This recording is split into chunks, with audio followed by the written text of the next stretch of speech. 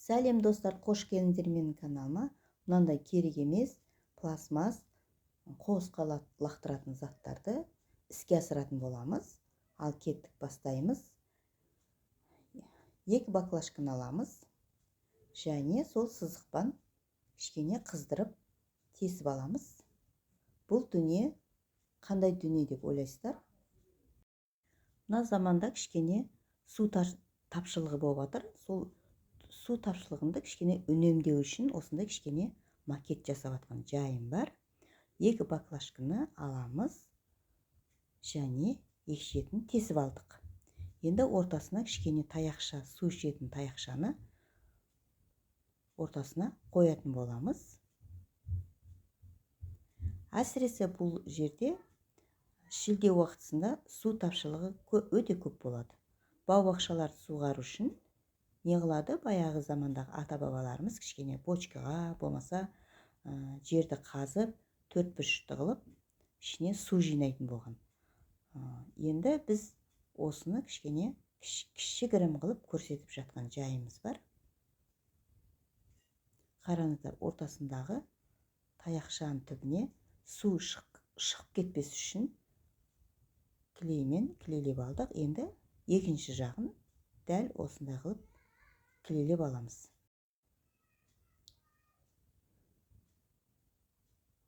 Енді осы бірінші баклажкіден екінші баклажкіге осы ортасындағы кішкене таяқша арқылы су өтетін болады. Енді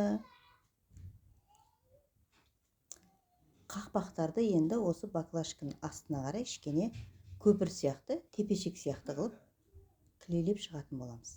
Алдымен кішкене сәл үлкендеу қылып клейлеп аламыз. Енді астына қарай осы қақпақтарды бірін астына бірін клейлеп шығатын боламыз.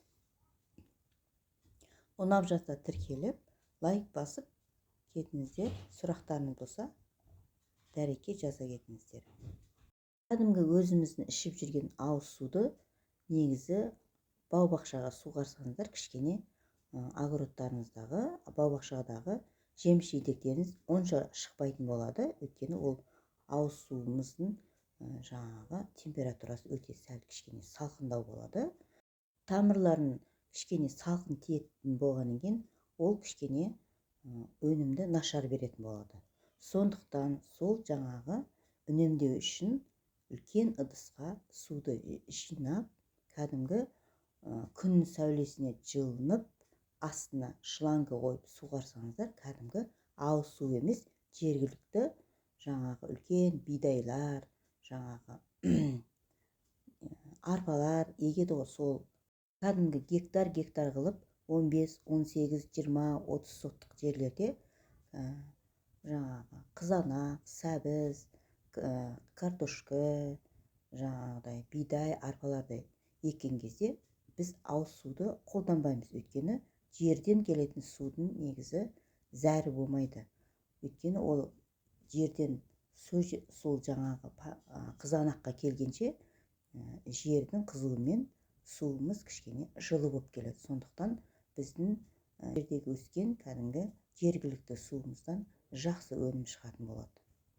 Ауыз судан кішкене тамыры салқын болғандықтан кішкене бүрісіп, жемісін нашар береді. Сондықтан осы суды үнемдеп, осындай заттарды, дүниелерді жасасаңыздар болады. Мінекей, енді бір-біріне жабыстырып қойдық. Енді мұқият қарап отырыңыздар, енді көреміз. Суды кішкене құйып көретін боламыз.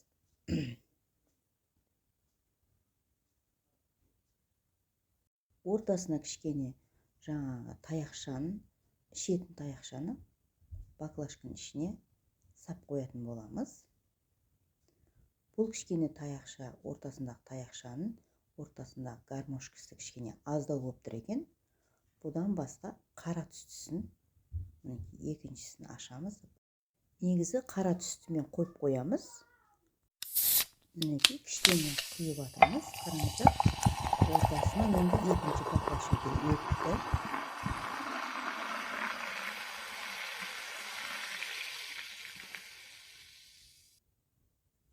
Енді тағы да құямыз.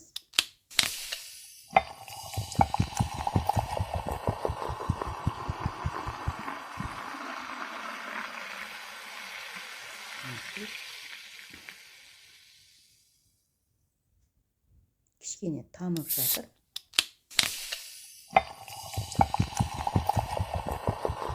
Немерелеріме қызық болып жатыр. Кішкене қазір немереме кішкене үрлетіп қоямыз. Су жөнді шықпай жатыр. Үрлейді. Енді